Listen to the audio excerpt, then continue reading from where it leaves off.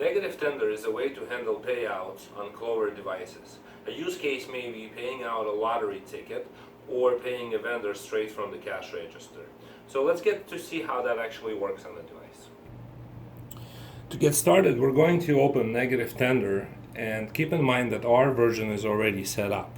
So the first thing that we're doing is we're setting up a button, and we can give it whatever name you want. And there can only be one button, but the payout reasons can be multiple. And so to set up multiple payout reasons, you would click on this checkbox here, and payout reasons appears.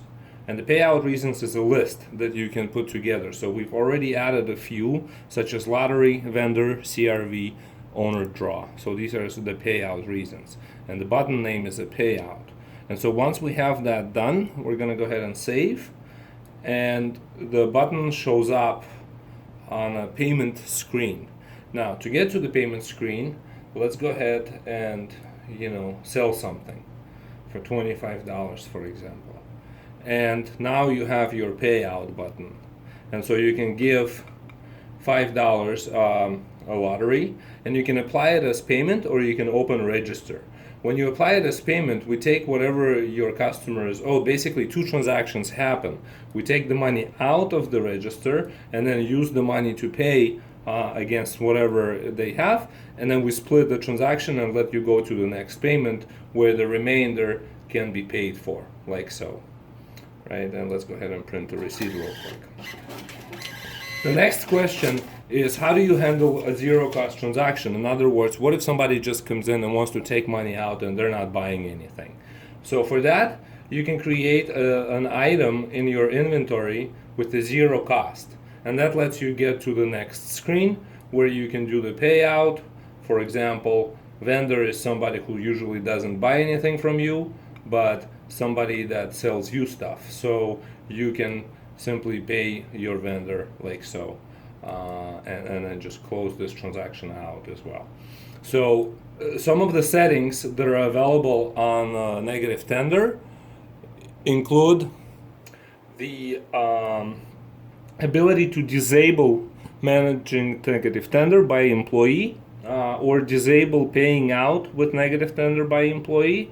You also have the receipt printing capability for customers. So you cannot print the receipt, you can always print the receipt, or you can be prompted whether or not the receipt needs to be printed, and this is going to be the receipt that you give to whoever you're paying out so that they have, or you have, a proof of payout. When applying payment as a payout as a payment, you can keep the door, the cash drawer, closed. So that's a security option that's pretty robust. And lastly, I want to show that we have the reporting capabilities for the payouts. So you can look at today's transactions. We've done a lottery payout for $5. We've done a vendor payout for $500. This was completed by me, the employee, and I had 2 payouts in this time.